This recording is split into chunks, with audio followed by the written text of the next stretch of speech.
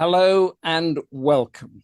I am Humphrey Hawksley, your host for the next hour and a bit on a seemingly insoluble issue that is constantly threatening the eruption of conflict. Surely it cannot go on indefinitely. The world beginning to divide into polarized blocks, the deadlock on the Korean Peninsula is becoming even more dangerous. How can the European experience be brought to bear in the search for peace on the Korean Peninsula? The Cold War divided Germany, now reunified. Oppressive hermit dictatorship of Albania, matching North Korea in its day, now with aspirations of joining the democratically led European Union, but war in Ukraine from an aggressive Russia. What can Korea learn from all of this? We have two superb panelists for our debate, Major General, retired Mats Engman, and Dr. Samir Puri. Each will speak for about 7 minutes. I will challenge them on anything that is unclear, and you, our audience, are invited to hold them to account and ask for deeper explanations. But before they take to the floor, we're playing selected excerpts from previous discussions, which will give us a background to our debate.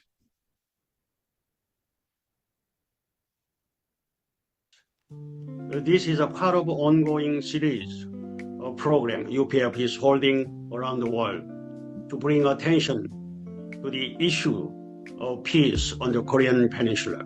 Yes, there is a role for Europe to play within the Korean conflict and also within the North Korean nuclear issue. I want to be optimistic about the possibilities, but of course we don't know.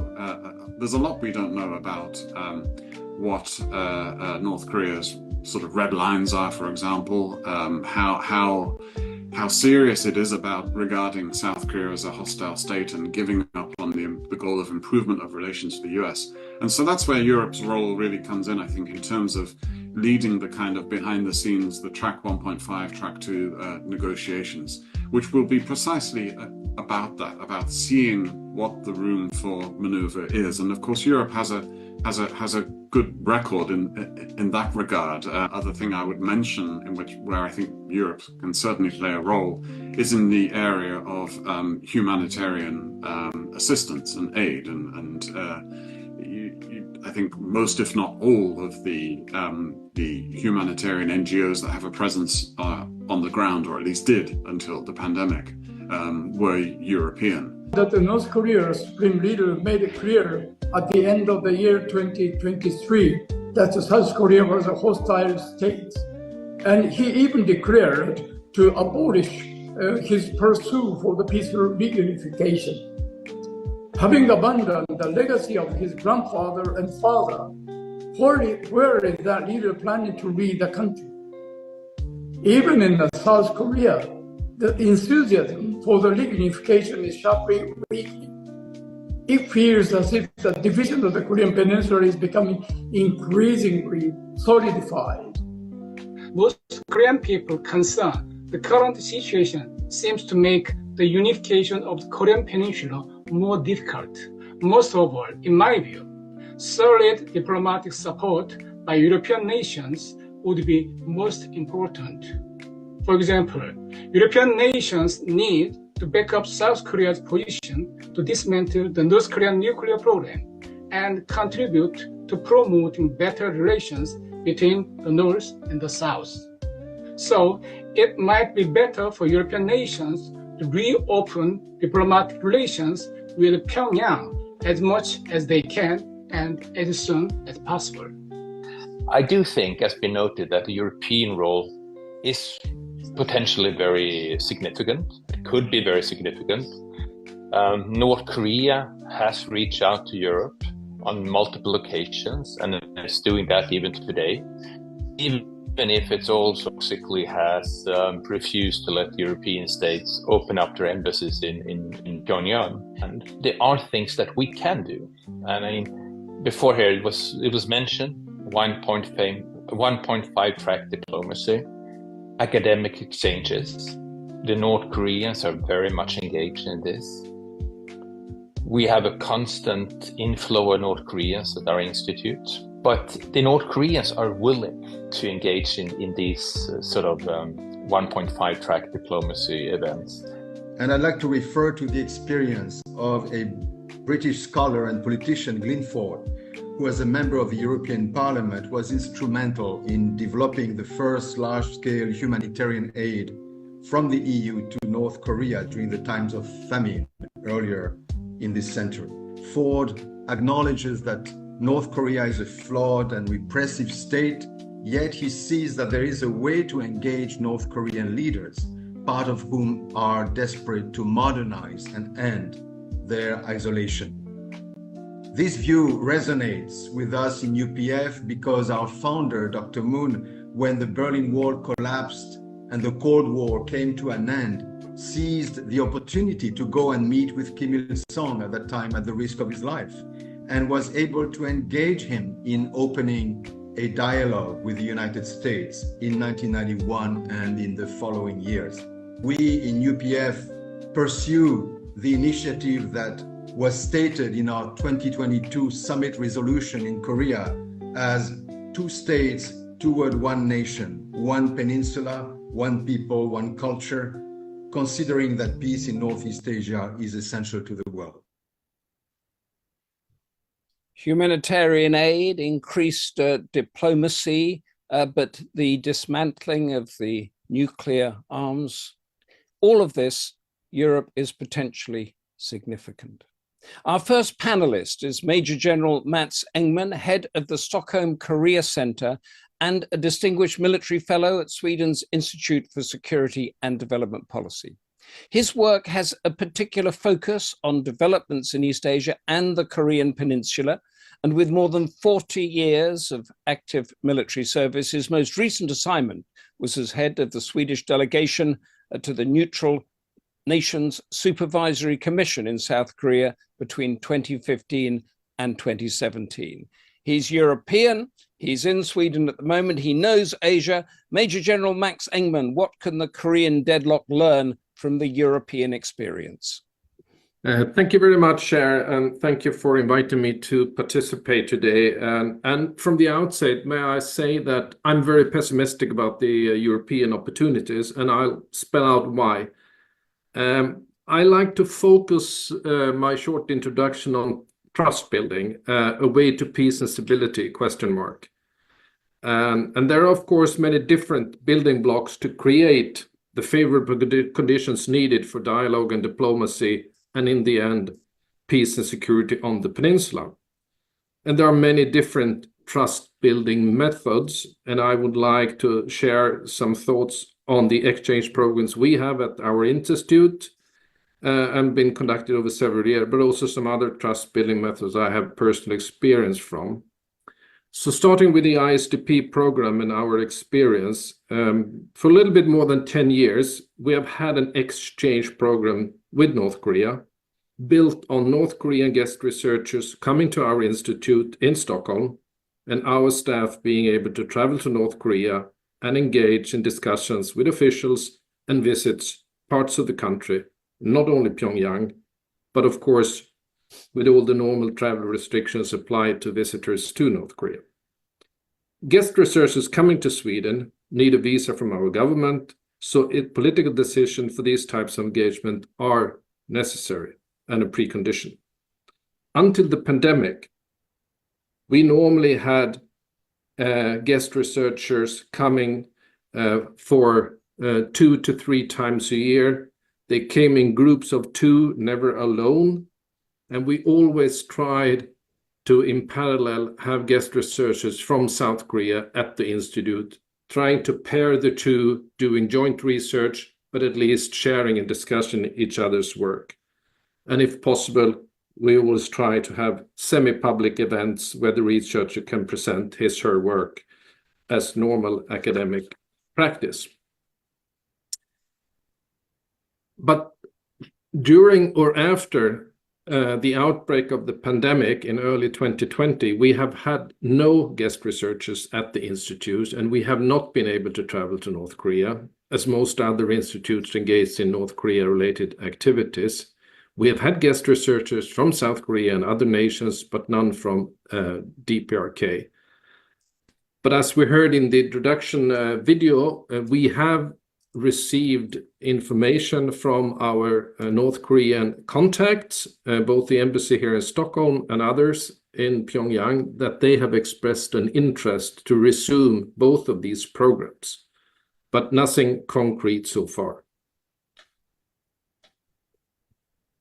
I would also like to mention, just so we don't forget that when we talk about trust building, that part of the things I did when I was in South Korea, I think could be put in the category of trust building. That is the implementation of the Armistice Agreement through the Military Armistice Commission and the Neutral Nations Supervisory Commission, and also the Comprehensive Military Agreement that contains several provisions for increased transparency, risk reduction, and trust building.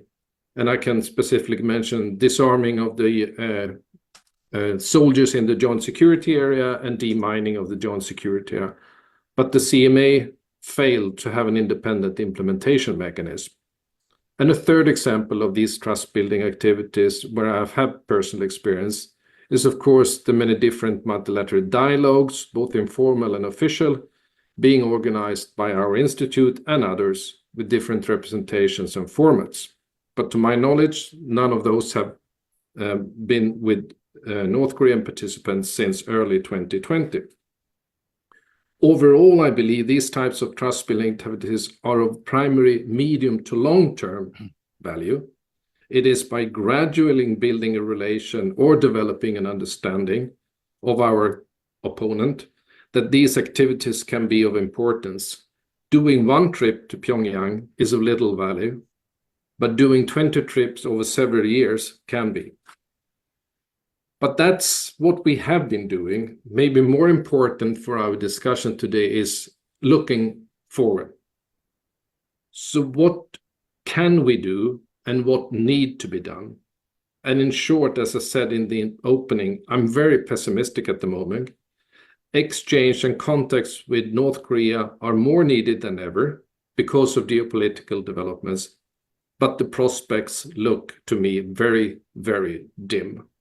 Why is that? I have four major factors. First, the current geopolitical changes, and especially the last meeting, the meeting last week between President Putin and Kim Jong-un, and I quote, an agreement to automatic military intervention in times of crisis.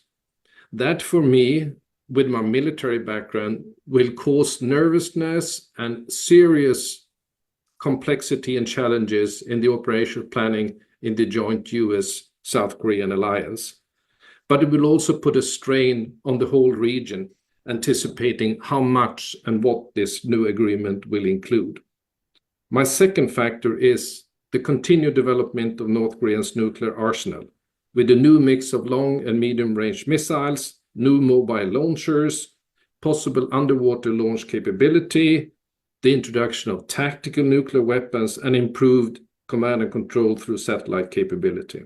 My third factor, North Korea's new policy on unification, or rather having declared South Korea as its principal enemy. And lastly, the pandemic, and several years of isolation more than ever, having learned North Korea to manage with very, very limited external support and direct personal contacts. We, the outside world, and especially Europe, have lost what little fidelity and personal contact we had before the pandemic. When I put these factors together, I would like to draw four main conclusions. One, the risk of unintended incidents have increased, and we can see signs of this with provocations over balloons, reintroduction of loudspeaker operations, more activities and construction work in the DMZ, including cases where warning shots already have been fired. Two, the ongoing arms race in the region will continue, and North Korea are likely to benefit from Russian technical support to further improve its military capability, adding additional risks to misunderstanding and provocations. Three, North Korea is not under any time pressure to engage in dialogue, and we may need them more than they need us. The political cost for engaging North Korea have increased. And fourth, returning to Europe, Europe having traditionally been a facilitator and moderator in relation to North Korea, and through the Helsinki peace process and other, we have an extensive experience of trust building. But for now, in my judgment, it seems to be that Europe is sidelined in North Korea's foreign policy, or at least we have been losing some of our influence. With this, I hope I have provided some figures and facts and aspects of interest, and would be happy to continue the conversation on what can Europe do to change the calculus in Pyongyang so that they are ready to re-engage with us. Thank you. Mats Engman, thank you so much for that. Could I just clarify on your pessimism point here? You've laid out the continuing intransigence of the DPRK, but into that pessimism, could you give a balance of the lack of weight or the sidelining of Europe? How much does that weigh into your pessimism? And the polarization containment policy of the US, which I think, as we all know here, Europe is not quite as set in its vision and values as the US on that. What I see, both with doing the work I've been doing with North Korea and the region, is that, first of all, North Korea has new friends, which make them less dependent on the kind of support that we can provide. They are not in that kind of desperate need for economic revival, because of its relation with not only Russia, but I would also point to Iran and some others, maybe Brazil, Venezuela, to mention a few. So that's one. So they are not in a disparate state. And the key actor that can maybe open the door for re-engagement and make an impact in decision-making in Pyongyang is China. Right. And because of the current geopolitical stalemate between United States and China, and also Europe's, let's say, cautiousness in reaching out to China, I don't see that happening. And the price that China will ask for any kind of, accepting the role of driving North Korea would be very high. I just this morning had a debate on Taiwan, and that could be one of the prices we had to pay, or the United States have to pay, for having Beijing play ball with us. That is an incredibly pessimistic, I might say, and an interesting point there. But you mentioned China, and Vladimir Putin was last week, I think, in that, and then he went from there to Vietnam. So to what extent are we seeing a reorganization that is threatening to us in Europe? Say, because you mentioned Russia, Iran, Brazil, Venezuela, and then the US calls Vietnam a like-minded partner in balancing the expansion of China. Could you give us some thoughts on that? Yeah, what I sense is in the making is a bit of a, call it partnership security architecture in East Asia, where you have one bloc centered around the liberal democracy values and market economy, rule of law, championed by United States, Australia, Japan, South Korea. And then you have the authoritarian bloc, centered around China and Russia, with also nations like North Korea, Iran, and others joining, or at least tacitly supporting. So we have this kind of, it's not a Cold War, I wouldn't say that, because the Cold War was existential. This is not in the same category, but we have a situation where we have this kind of two blocks standing, and it's not that I see an immediate military threat, but I do see, as I have firsthand experience of these kind of unintended incidents and risks, and escalation And I'm the first to recognize that we badly need dialogue and diplomacy, but currently I don't see that North Korea would accept that. And the terms for accepting would be very, very difficult. And one such term would be not to include denuclearization on the talks and the agenda. So this is interesting, because we've got these two blocks, but also, have Russia and China worked out how they are going to carve up their influence, particularly in North Korea, or was China completely briefed before Vladimir Putin went there on what they were going to sign up to? I don't think they are in harmony and total agreement. There are still a lot of issues where there could be frictions in the Russia-China relationship.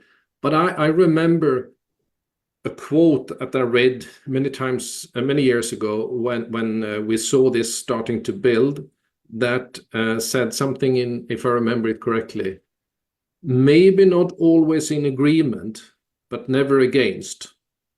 Right. To characterize the Moscow-Beijing relationship. And I think there are so many complementing factors that make these two staying the course. And I don't think it will be over, even if we manage to get to a conclusion of the war in Ukraine. I think it's much more strategic, much more long-term. But it's not without frictions. And of course, I mean, the more this polarization solidifies, the less possibility Europe has of putting out the olive branches that perhaps the US wouldn't, because the camps are being made more concrete. Is that correct? Yeah, I think so. And I also think that one possible, glimpse, a light in the tunnel, if I may, would be a reawakening in Europe that Korean security is also a matter for Europe, because now the threat of North Korea has come to Europe through its support to Russia. So maybe that would make politicians in Europe realize they need to put more effort into East Asian security and be ready to let's develop. First of all, I think the most important thing Europe could do in the short term is to develop a coordinated Europe policy on North Korea issues, and not allow North Korea to play different European nations against each other when it comes to, for instance, opening of embassies.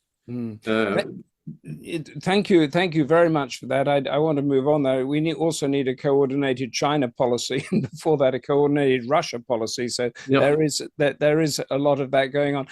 Stay with us, and for our audience, please. We've had a brilliant, in my view, deep analysis of the situation there. Give us your comments and your questions, and we will bring them into the debate. I want to go now to Dr. Samir Puri, who's currently with Britain's Royal Institute of International Affairs, better known to many of us as Chatham House, and he has a swathe of previous roles attached in advisory and working roles to the War Studies at King's College, the Commonwealth Secretariat, Britain's Development Concepts and Doctrine Centre, that is the Ministry of Defence's think tank, and the Institute of International and Strategic Studies in Singapore. He is actually in Singapore now. He will be speaking in a personal capacity. His recent books are very salient to our debate: The Great Imperial Hangover, How Empires Have Shaped the World, and we've just heard how new ones are emerging, and his most recent one, Westlessness, The Great Global Rebalancing, in which case, is the rebalance so acute that Europe's experience has little impact? Samir Puri, your thoughts? Humphrey, thank you very, very much for having me on this great discussion event. So of the various bits and pieces I've done, probably the most pertinent bit of experience I've got as a springboard for my comments is, of the 4 years I've been living in Singapore, for 3 years I worked on something called the Shangri-La Dialogue, which is the International Institute for Strategic Studies event, which is a defense ministers' dialogue. It's convened in Singapore, but clearly it has a heavy Asian imprint. always has participation from South Korea, and it has obviously a very large US footprint. Lloyd Austin tends to speak. We had one of the years that I was part of that team, we had Fumio Kishida speak from Japan, delivering the keynote. And of course, we have plenty of Europeans. So really what I want to bring with my comments is that sense of when you see Europeans and Asians meeting and discussing contemporary geopolitical problems, of which North Korea remains an absolutely persistent one, where are the winds blowing and how have things changed in the years gone by? Well, I think picking up directly from my esteemed co-panelist, I think the first thing I want to reflect on is how much has changed in regards to the Korean Peninsula in just 2 decades. I think it's just over 2 decades ago the six-party talks probably first convened, and it's a really important thing to remember that Russia was one of those 6 parties, and that there could be no resurrection of that format in terms of the so-called international community, given, as we've heard, the catastrophic falling out between Russia and the West. That does have direct bearing on the Korean Peninsula. And I think that the developments in Ukraine are absolutely really important. I just saw a comment in the chat box about what about Ukraine? And that really is, I think, one of the critical things to reflect on as to how fast things are changing. One of my previous jobs 10 years ago was working in the OSCE ceasefire monitoring mission in Donbass. So I do have sort of a first-hand perspective on what war in East Ukraine is like and how on earth that has come to impinge upon security matters in the Korean Peninsula is actually quite astonishing. The important thing to bear in mind with regards to Asia, which is where I think it becomes problematic for the Korean Peninsula, is that Western narratives around the war in Ukraine are not accepted without critical thoughts and without, in some cases, very direct pushback. That doesn't mean to say that these North Korean and Russian partnership, which is burgeoning as of the last year or so, is greeted with anything other than great alarm. But I think it does mean to say that most of the governments in Asia's official positions are actually there should be a negotiated settlement between Russia and Ukraine, rather than Ukraine should be armed and should evict the Russians by force. And I'm not taking a personal view on that. But I think when you think about countries like Indonesia, India, and elsewhere, major countries, increasingly important countries, there is that sense that dialogue is the critical way in which the problem in Europe should be resolved. This actually leads me to my main message, my main reflection for my opening comments. And I'm going to try and be quite provocative in them. Is clearly, as we've heard, and I totally agree, Europe has quite low equities, low leverage, in terms of being able to move the Korean Peninsula situation in a positive direction. But rather than the Korean Peninsula learning lessons from Europe, I actually think the Europeans are inadvertently going to be learning some lessons from the Korean Peninsula. And I wrote a short article on this topic for a journal called East Asia Policy, which comes out of the National University of Singapore about a year ago. And the reason I made this comment is that East Asian security is defined by unresolved geopolitical tensions that originate in wars gone by. Obviously, the Korean War was in the 1950s. Everyone knows the Chinese Civil War ended in 1949, which is why the arrangements around Taiwan and the Republic of China versus the PRC have remained as they are. And somehow East Asian security has managed to navigate a path for the last 70 to 80 years around unresolved and arguably unresolvable disputes, where a lot of the conflict management apparatus has actually been used to manage those conflicts from becoming hot conflicts rather than resolving them. And having that aspiration to actually resolve fully, and I mean, not since the 90s, the early 2000s, has there been really any major optimism around North Korea. And I think one of the sad things that is happening now with regards to the Korean Peninsula and Europe is not only are there North Korean weapons clearly being purchased or exchanged in whatever arrangement by Russia and being brought to bear on the eastern and southern Ukrainian battlefields, as we all know, there's also the very possibility that living with that armistice situation in the Korean Peninsula is a likely indicator of the sort of thing Europe is going to be dealing with around Ukraine and Russia. I'm not saying that that's something I think is a good idea. But I think reality is starting to dawn in Europe that the total defeat of Russia isn't really possible. So what does that mean for the Korean Peninsula? Well, I think what that means is, and I think my co-panelist was very accurate on this, which is there's no way that you can suddenly describe a North Korean, Russian, Chinese axis of military partnership that is all of a sudden even half of what NATO is. But where I think the trend lines are headed, which is where our Japanese friends and South Koreans are principally alarmed, is that security in the Sea of Japan and in East Asia is going to be dramatically affected by the increasing cooperation of Russia, China, and North Korea. What does that cooperation actually look like it's going to become? Well, I suppose one could argue, purely from a Russia-China perspective, the development of Russia's Pacific coast and its cities using Chinese investment is already a big feature. North Korea might fit into this in very particular ways. If, for example, it's ever included in things like air or naval patrols, that's now not impossible, I think, given that North Korea is China's only treaty ally and this increasingly close partner of Russia. There's a possibility that the triangle can actually have a lot of tension, given that China is likely to perceive Russia's moves into developing relations in Pyongyang with some suspicion. It doesn't want North Korea prized away from its particular grasp, and for North Korea to be able to run China and Russia competitively against each other.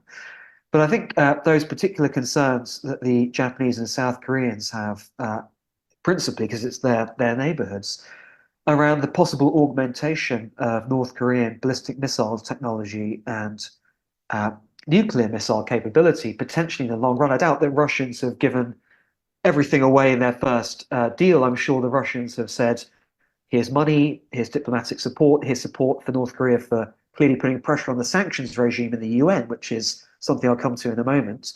But there's clearly for North Korea the promise of incredible assistance on things that matter dearly to its conception of strategic security and stability. So that is a very worrying portent, I think, to come. And I think as well, this point about sanctions relief and diplomatic cover from Russia is probably one of the most altering strategic events for North Korea's outlook within its own sort of hermit kingdom perspective that it's had in decades. Its relationship with China is more of a slow and steady relationship since their mutual recognitions of each other 80 odd years ago. But the relationship with Russia, I think, actually has a lot of promise to move things quite quickly for North Korea in interesting angles. Another observation on this is what Russia thinks about South Korea. That, I think, is really worth dwelling on, because one thing I've learned from working in Singapore and on these issues for the last 4 years is when the sanctions regimes were unleashed against Russia, Japan was pretty much in lockstep, of course, as a G7 country and quite witheringly sanctioning Russia. South Korea did join the sanctions, but did not as witheringly join the sanctions. It did not sanction Russia to the hilt. And I think Russia themselves have described South Korea as, because Russia has this list of unfriendly countries, aka people who have sanctioned us.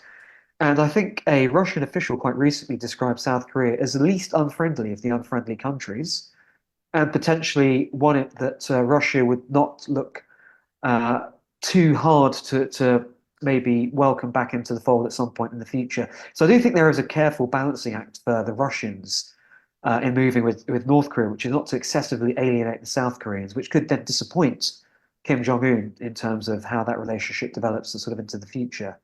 But I'll wrap up my comments, Humphrey, because I'm sure you've got plenty of reactions. I'll just wrap them up with that key, frankly, quite depressing message, which is that Europe, aside from the Cyprus dispute, which I worked on in my second role when I was in the UK FCO, the Cyprus peace process has been rattling on since the 70s, and we sort of forget about it, that there's a divided city, Nicosia, in Europe, and there's stabilization and negotiation and UN verification in there. But Europe doesn't have the muscle memory of dealing with an unresolvable grievance that just moves into the background as you deal with the division in the land.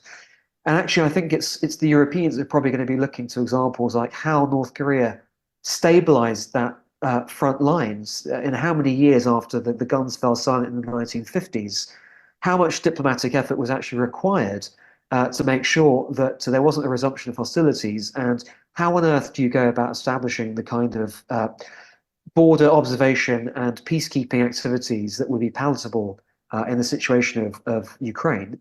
And actually, North Korea has got lots of lessons. I don't think the reverse is going to be too true. I don't think the Korean Peninsula is going to learn a huge amount from Europeans.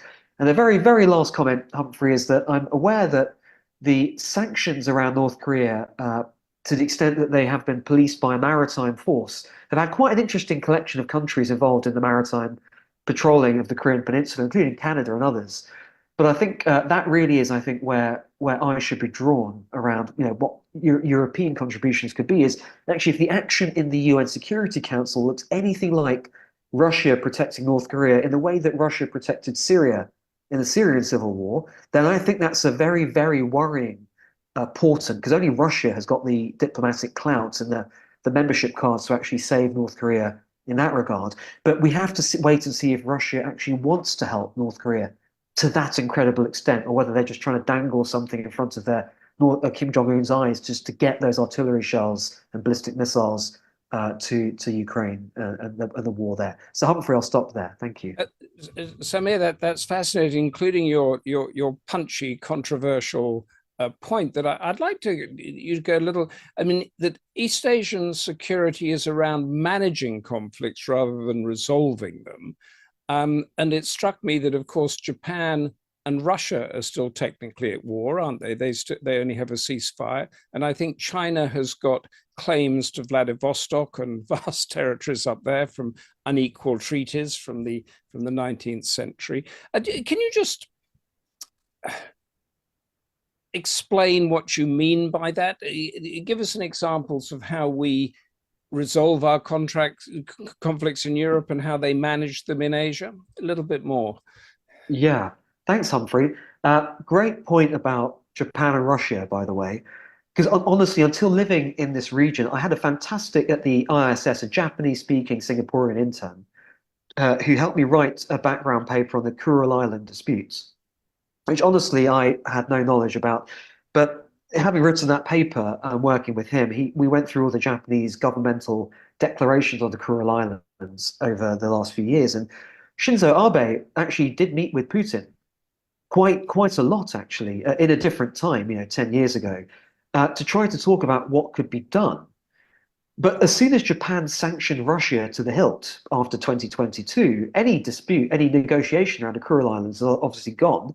And Japan's very worried because Russia has actually remilitarized or militarized one of the larger of the Kuril Islands. So there's this open sore since World War II, as you say, and the way that the forces aligned at the end of 1945.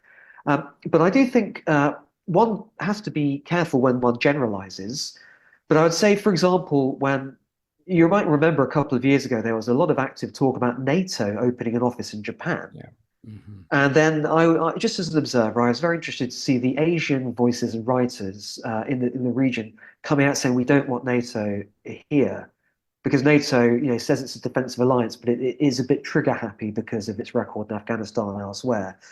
And one could be somewhat overly, I think, stereotypical in saying, well, is this some sort of turn the other cheek, live with your neighbors? No, actually, I think it's pragmatism in Asia. I think when you understand, as many of us do, the absolute depth of disputes over the Korean War that has been unresolved, the way it embroiled the US and China and had their troops killing each other face to face, the sheer number of casualties in the UK, the last sort of national service generation sort of conflict, it's a huge deal. And there's no, I think, superficiality in thinking you can paper over the cracks, especially knowing how idiosyncratically odd the regime in Pyongyang is. Ditto Taiwan and the PRC, everyone is again talking about this, but the legacy of that conflict is so deep and so historical that I think, the idea that you could have a mediation, you could have any kind of resolution, you could have some kind of conference that would divide it all up. There's maybe a pragmatism that some disputes are unresolvable, and actually the window of opportunity to resolve them may become quite apparent to people at some point down the line, but you can't really force that situation. I think just the last observation on that, Humphrey, is that I think in Russia, Ukraine, that certainly is, coming from the UK myself, there's just this deep unease that this awful situation has happened. There's huge desire in some quarters to resolve it thoroughly in favor of Ukraine, the injured party.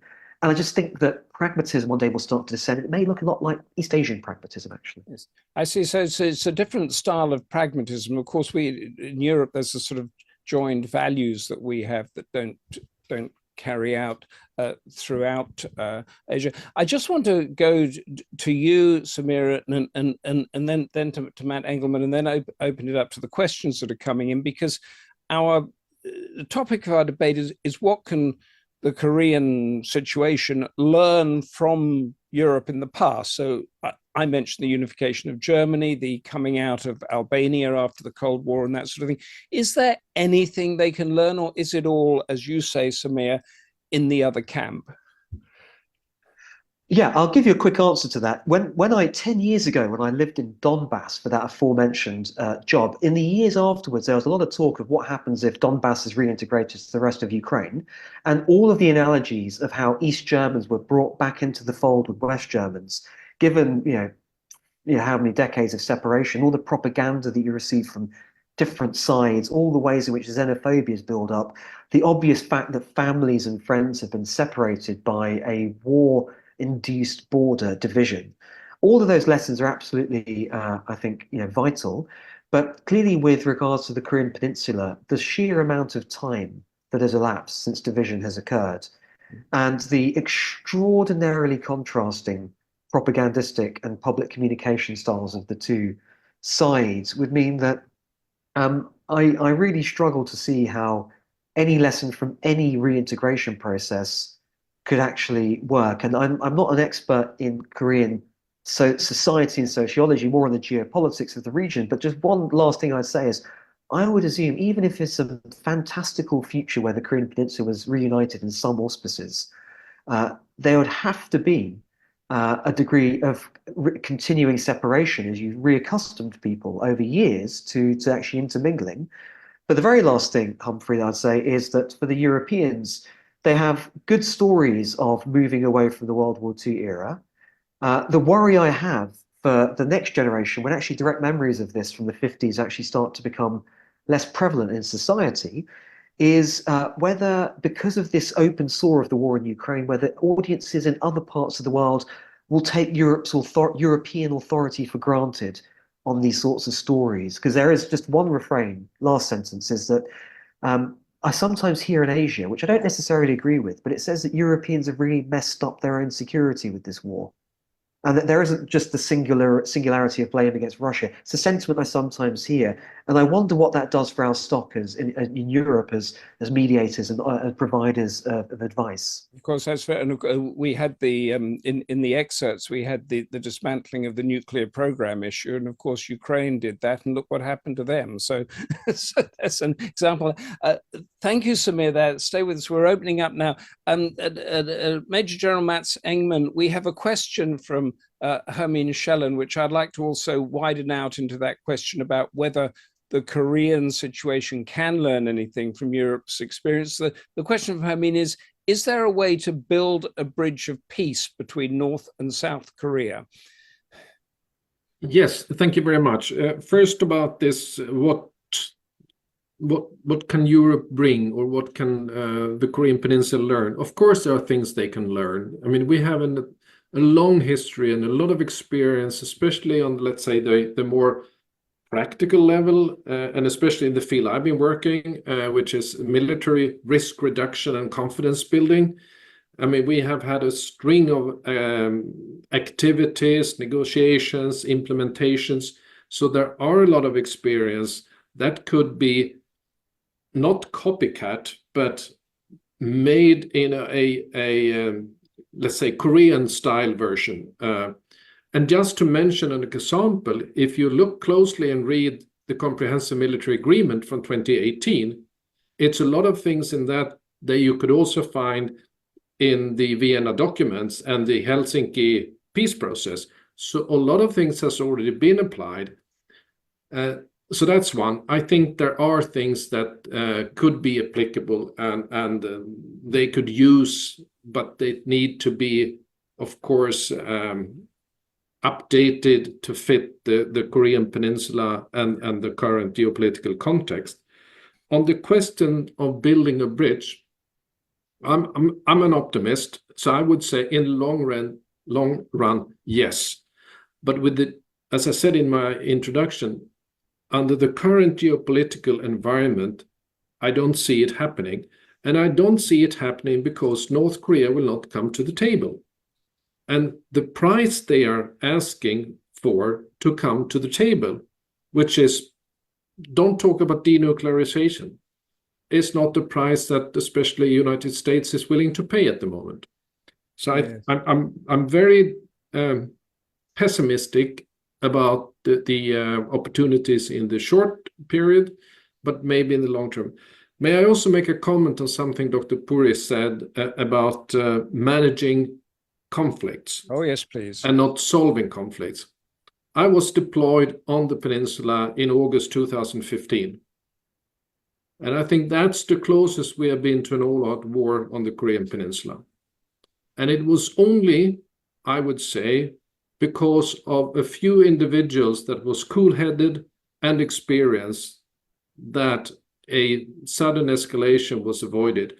There were a couple of 3-4 days where there was an extreme activity going on, a lot of heightened tension, raising of readiness on military units, artillery pieces being redeployed and ready to fire on the northern side. And this was after, if you remember, the mine accident in August of 2015. So managing risks also comes with a risk. And if there are the wrong people at that particular time, it can go very bad. And when something like that happens, you might have the cool military heads, the civil service heads perhaps, but Yep. when that goes upstairs to the president or the prime ministers, are the heads less cool, more politically orientated, less pragmatic, as Samir Puri was saying? Would you address that? No, and I'm saying the cool heads, you can often have cool military heads during a crisis for a bit of time. But when it gets up to the White House, say with President Trump in, or somebody that has got a political reason for doing something rather than keep the peace, do we have a bigger problem? Yeah, but one of the experience and lessons I've learned over my years is the best preparation for having a kind of cool system and not just cool heads is that you have had this constant exercises and training where you have interaction between the senior political leadership and the senior military leadership. So you over time build trust between the two. And that is something that is maybe unique for the Combined Forces Command and its relation to the Blue House and the White House. Okay. Thank you. And would similar systems be there on the Russian and Chinese sides? I don't see it on either side being as well developed because the two systems are very authoritarian, because this system requires an openness and acceptance of difference of mind, dialogue, discussion. And I don't see that happening in those two systems. Okay, so that's... And also, I mean, there are some militaries in Western Europe that do have the same kind of system, the UK, for instance, France and Germany. We have a question from Sally Ann Franklin that I'll put to Samir Puri and then back to you, Mats Engman. If future East Asian security policy has a lot to do with past wars have not been resolved, e.g. China and the Korean Peninsula, how can looking at this in more detail by all parties show a way forward? Looking at things in more detail. Samir Puri. That's a great question. I think one of the sad things in the world of conflicts is sometimes the more you look into the history, the more people find they have to disagree. That's a sad thing. And clearly responsible history telling and mediation through actual narrative building tries to emphasize, the commonality in people's roots and the importance of actually coming together to be able to move forward. But with regards to the Korean Peninsula, I think the depth of the dispute was so severe, and the Cold War context was actually quite overbearing, given the role, clearly the direct role that Mao played, and the role that clearly Stalin also played indirectly, as well as the US. And I think that the real difficulty now is that there's geopolitical ruptures that are happening. People call a new Cold War. I don't like that term myself, but it means that looking into the history can sometimes be just as divisive. Where I think there is the possible scope is looking into commonalities in culture. And again, one cannot be overly general in these things, but I think the idea of the Korean people and their different history, different phases of history during which time they've actually got strong connections with each other that predated or transcended divisions is surely going to be the bedrock of any ability, not now, but in a future iteration, a future incarnation, to move the situation in a very positive direction. Right. So looking looking into more into too much detail can actually increase the increase the problems. Matt Engman, do you agree with that? Oh, Matt, you are muted. Everybody seems to be muting themselves. Yeah. Thank you. Samir, you can unmute. I might bring you back in. Yeah. No, I think, of course, history can learn, but I think I do agree with Dr. Puri that the more you study history and you're more engaged in history, there is a risk that you develop more entrenched positions because of some of the atrocities that resurface. And I think we can see very clearly how both Xi Jinping and President Putin uses historic narratives to support their current policy. And those historic narratives are, I'm not a historian, but from what I understand, they pick and choose what part of history they would like to promote in order to fortify and reinforce the messages. So I think the historic narratives is something that needs to be used by caution. Yes, of course, because South Korea and Japan, the two military stalwart allies of the US, haven't sorted out their narrative or the way it goes forward. They're beginning to. Michael Balcom has an interesting question here. Some Koreans who still believe in the possibility of unification look back to the astonishing reunification of Germany in the year following the fall of the Berlin Wall as the sign of what could yet be in Korea. What do the panelists see as the key reason as to why the Berlin model does not apply in Korea, if that's what they think? Could it ever have applied or be applied? And if I could add one to that, is that Albania has come out of its dictatorial hermitage with the beacon of the European Union. Would there be a similar beacon in East Asia that could bring North Korea out? Matt Engman, take that, and then let's hear from Samir Puri. Yes, maybe if I can, I would like to highlight two reasons, I think, why the, let's say, the German unification is not applicable to the South Korean, North Korean case. First of all, North Korea still enjoys a superpower major support, and a superpower that doesn't want to see unification happening. They don't like to see US troops in the northern part of the peninsula. So that is one of the key reasons. The other key reasons has to do with when North Koreans talk about unification, it's a different concept from when South Koreans talk about unification. Because from a Seoul perspective, it's the introduction of liberal democracy and market economy, which would be very much detrimental to the Kim families to remain in power. So when North Koreans talk about reunification, it's to introduce a socialist model on the peninsula. So they talk about two extremely different concepts. Yes. Samir? It's a fascinating question, isn't it? Because actually the reunification of Germany is a phenomenal accomplishment given the depth of the dispute and the World War II situation that led to it. So on the one hand, there is some sense of a wartime division that has persisted for decades that has actually come down. But I totally agree with Mats's point. about the fact that obviously the USSR, the sponsor of East Germany, collapsed, and that just there's no parallel here. The other thing I think that is very, very important is that there was a real sense in the 90s of geopolitical optimism. There was a so-called peace dividend. There was a quite favorable overarching context within which the two Germanys were unified. And then all the difficulties that West Germans in particular had at an economic level of part subsidizing the reabsorption, given how impoverished the East German economy was. I'm being very simplistic in my language here, so forgive me, but just the fact it takes time to make that reunification actually work. You don't only need the favorable situation on the Korean Peninsula to have a reunification, you also need to safeguard that critical several years afterwards.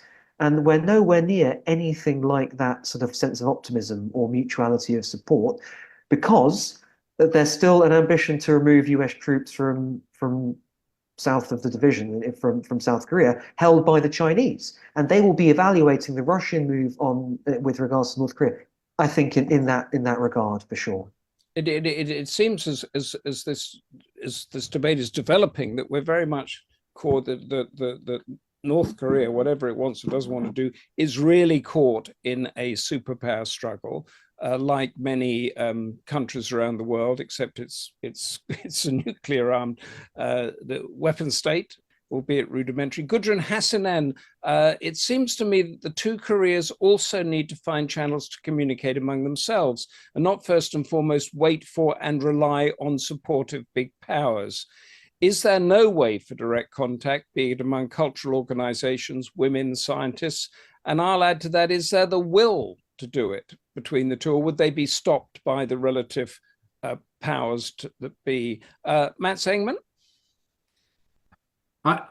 From my knowledge, there are still a very, very few, let's say, joint activities being conducted between North Korea and external partners. I know of one where there is a UK university involved in doing volcanic research, which is still ongoing, as far as I understand. So there are some small, bridges of contacts, personal contacts between North Korean and the outside world. When it comes to contacts over the border between North and South, as far as I know, there is nothing. Not even the military hotlines are up and working. The North Korean doesn't respond when the call is made. So there is, and also from a lot of the interaction that I've experienced with North Korea, and also from their official policies, they don't want to talk to South Korea because South Korea cannot deliver what they want. Okay. They want to talk to the United States. Yeah. Because one of the key objectives in any discussion on, let's say, peace and stability in the peninsula is security guarantees to North Korea and its regime. And that is something South Korea cannot deliver. Sorry, just the security guarantees. Am I right in thinking, which I've heard from Pentagon analysts, you would know, is that if North Korea did use a nuclear weapon in a hostile way, it would be obliterated pretty much immediately by the US, and that is in Kim Jong-un's mind, that if he presses that button, he dies.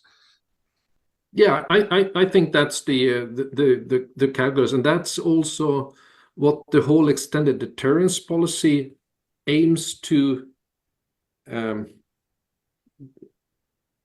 make reliable, that a use of nuclear weapons by North Korea would be retaliated with nuclear weapons from the United States. Except now, with the peace agreement or the defense agreement with Russia, that narrative changes slightly. As Samir, if we can get back to Gudrun Hassinen's question, is there a way for direct contact? To be, and if you could remind us, wasn't there a joint sort of factory complex in Kaesong in the south, which was shut down several years ago, and that was the great hope that this could happen. Yeah, and again, not having a detailed view on sort of the sociological developments in Korean society, the one thing I'd say is that obviously most of the material we read from North Korea is people who've defected or who have left, or who are another way sort of exiles, which is it's a really difficult start point from which to actually penetrate the Iron Wall. Again, North Korea, it's a poor country, but it spends one of the largest percentages of its GDP on defense. It is, and as Mats is saying, it's a totally fixated on regime protection. So any action that one would take, even at a civil society level, to reach out to North Koreans very generally, would be interpreted by the regime on the basis of does this or does this not enhance the stability and security of our regime domestically and internationally. And it's very, very impenetrable, and it's becoming more impenetrable given the Russia and the China angles that mean that they will have top cover against any initiative that actually tries to force a situation in which they have to make compromises. Actually, I mean, even in the past few weeks or a few months, it has got, I think, as Engman said at the beginning, it has become more pessimistic. Michael Balcom has come back with an interesting question. With the apparent failure of sanctions against both North Korea and Russia, should the West face up to the fact that sanctions are no longer effective as a means of coercion, as if they ever were? If so, what should replace such measures? Engman. I think the West should realize that the sanctions in place on North Korea has a limited effect. It's not useless. It makes life difficult, and it provides some kind of restrictions what they can do and what they cannot do. So I don't think you should take away sanctions, and sanctions would, if there would be a diplomatic solution, then sanctions will be one of these bargaining chips. I don't think they should go away, but relying on sanctions to solve the major issues, I think is a little bit wishful thinking. So I think also that with the new relations with Russia, the sanctions will be even more difficult to impose, because there is and we have already heard and read about opening up of direct railway lines between eastern Russia and northern North Korea. Samir, it's the case on the sanctions thing. Is it the case that any hope that there was that North Korea could go through a China kind of path to improve its economy and therefore improve the contact with the West, and that path to sort of not democratization but to opening up, that has been killed by sanctions, hasn't it? Because nobody can do business with them, certainly from the West. Yes, and yes, I'll come to that in 1 second, but also the overarching question that was posed in the chat. I think that there's been a watershed moment, given that the sanctions against Russia neither failed to deter Russia's invasion, the threat of them, and the reality of them has not compelled a reversal in Russia's invasion. And there's one really big lesson, I think, from that for sanctions writ large, and that does bear down on North Korea. And I write about this in my new book, which is, because it's called Westlessness, I'm looking at the changed role of the West in relation to the rest of the world. And part of this Westlessness thesis is actually that there's no more devil in the detail of sanctions evasion with regards to Russia's survival as an economy than it is Russia riding the wave of the changing structure of the global economy, in which the G7, think about the start of the six-party talks 20 plus years ago in North Korea. The G7 held about 65% of the world's GDP. It holds, I think, 40-something percent, 47 or 8% now, and it's projected to drop even further. This is not a sanctions evasions point. This is a point about what are the actual implications for geopolitics and conflict resolution of the rise of Indonesia, the rise of India, rise of China, when those sovereign governments are entitled to take different perspectives on a war or a conflict to the Western countries. Just very quickly with North Korea, it will see its relationship with Russia as a way in, and now, of course, it has its alliance with China. Is this a way into the BRICS? Because you also, I think, very importantly mentioned Iran. and Iran is now part of the BRICS. So there are parts of sort of the structure of the global economy and the global geopolitics which are actually quite novel to the 2020s. And a so-called pariah regime has different options to when the US hegemony and power was relatively undisputed. Yes, that's, I mean, that is a fascinating, and this seemingly fashionable policy of the global South, backed by India and backed by Vietnam, obviously, of multipolarity, whereby when the West comes or China comes and says, you have to take our side or this is going to happen, they're saying, no, not anymore. And Vietnam in the past few months has had Joe Biden, Xi Jinping, and Vladimir Putin all signing increased defense agreements or relationship. Can I finish with a question from Angret Landwehr? It's a sort of the German Revolution started with people wanting more freedom. Is that a possibility that these sentiments they're being repressed in North Korea? Could that break out? Could there be a people power revolution there? Do we want one? Matt Engman? Yeah, I would say no. No, we don't want one, or no, it won't happen. No, we would like to have one that is controlled. The problem is, how do you control a popular revolution in a society with North Korea where you don't have any institutions that we would normally refer to?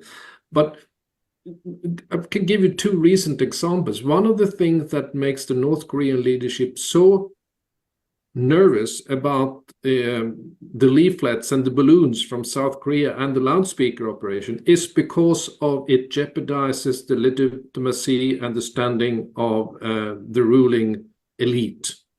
So they are extremely sensitive to any kind of infringement in their total control of the society and the total control of information and the flow. And there are so many numerous examples on how they manage to crack down and control even the smallest little device of a South Korean soap opera or K-pop or what have you. So sorry to interrupt, because we are out of time. I've just looked at the watch. Can you just sum up for us in one sentence if your mind has changed at all in this debate, or if you remain as pessimistic as you did at the beginning, Mats? I'm sorry, I'm still very pessimistic that we in the short time will have any kind of engagement with North Korea. Samir, Puri, your final thoughts. Yeah, in one sentence, I'm glad you mentioned South Korean soft power and K-pop, because I'd probably say it's having a bigger impact in the West and other parts of Southeast and East Asia than it would be in North Korea. Because we actually hear it, and it's become very fashionable for young people. And that in itself conveys, I think, the sheer difficulty of actually getting messages to the public. And if you can't speak to the public except for people who've left and escaped North Korea, then how on earth can you engender a grassroots civil society level movement to ask for some kind of thawing or opening? That route doesn't really exist. And that goes to show that this very closed hermit society it has not been broken up, that unlike Eastern Europe, unlike other dictatorships.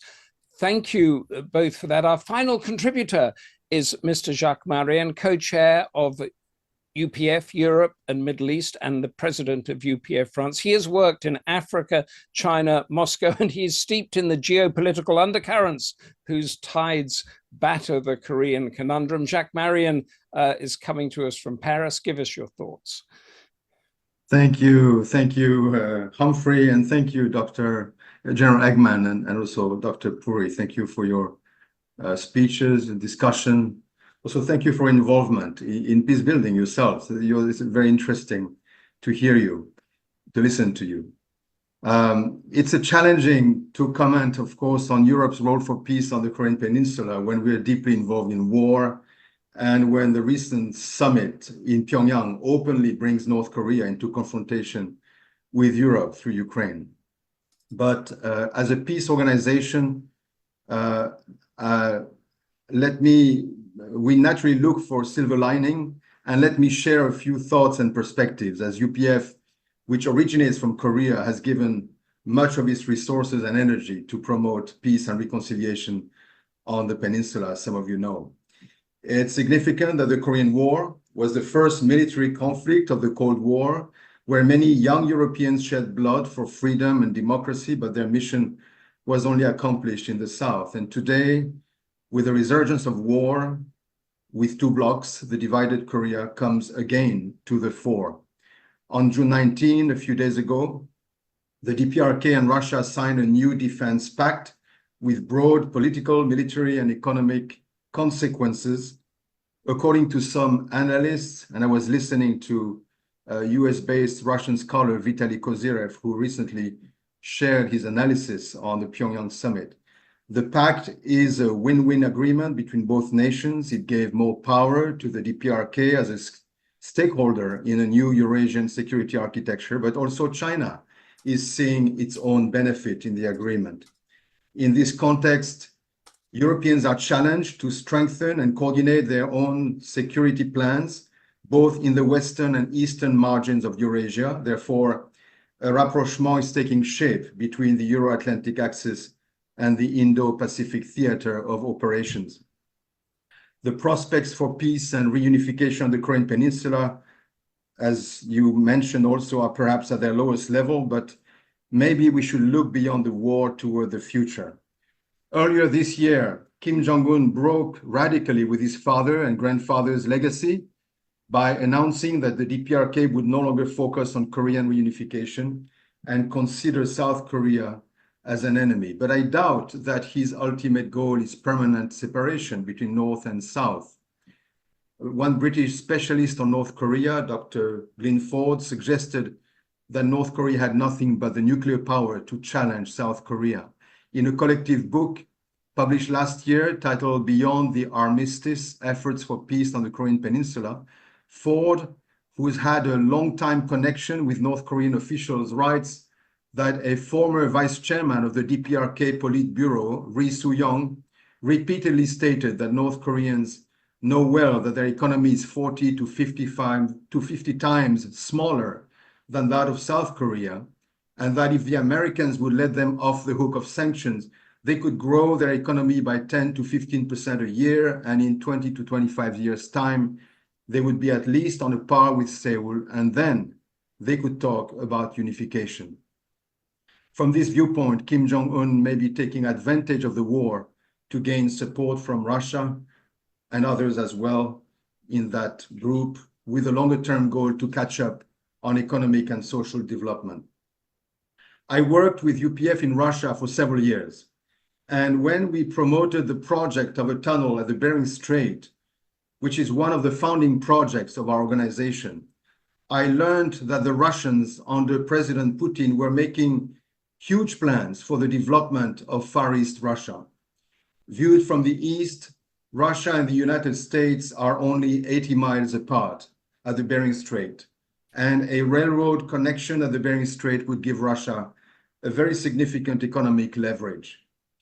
Although they are now caught up with the war in Ukraine, which they initiated, I believe Russians know that the future of Russia's development lies in the East. Russian scholars have repeatedly told us in our webinars, we had many of those webinars, maybe you know, that Russia favors peace on the Korean Peninsula and supports reunification, which would serve well their own development interests. They hint, for instance, at a railway link and common electricity grids across the peninsula and so on. In his biography, our founder, Dr. Moon, who was originally himself from North Korea, wrote that the Korean Peninsula must play the role of a ball bearing in a machine, that is, maintain an axle around which the neighboring superpowers, China, Russia, Japan, and the United States, would not collide with each other, but instead cooperate closely for the sake of prosperity and peace in the region, in the world. That, of course, would imply a unified Korean Peninsula, which has been for decades a priority for our organization. This may not be working at this time, and this may sound like a dream, but the huge potential of a prosperous, interactive Northeast Asian economic zone cannot escape the minds of leaders in the region. For the moment, European leaders are concerned, and with good reason, about the short-term implications of the current conflict and the expansion of a security architecture across Eurasia, For the long run, however, and that was said today, Europe needs to look ahead and contribute to a future cooperation between North and South Korea. Today, as Dr. Puri mentioned, many young Europeans have become familiar with South Korea through the Korean wave. They are drawn by thousands to study the Korean language and culture and look for job opportunities in South Korea. Just as an example, I talked with one professor of Korean language and culture in the University of Aix-en-Provence in the south of France. He told me that every year they have 2,000 applicants for 200 places. So this is the dimension of, you know, the people interested about Korean language and culture. So, and of course, that makes it very different from 70 years ago when Korea was totally unknown to Europeans. So should we not expect and encourage that they contribute to peace and reconciliation on the peninsula? Of course, they're limited right now to South Korea, but they learn about Korean culture. And so in a sense, I believe that in this time of conflict, like General Engman said, Europe needs to coordinate security policies toward North Korea, naturally. But at the same time, I believe that European soft power may open new paths, particularly with North Korea. Thank you very much. Thank you, Jacques. Marion, upbeat European soft power on the long-term future. And thank you also, Dr. Samir Puri and General Matt Engman. A fascinating debate, how the Korean crisis is now in Europe, the growing of the power blocks, and we need to keep working to find a way through all that. And thank you too for your questions and comments, which kept us on our toes and helped hone our thoughts.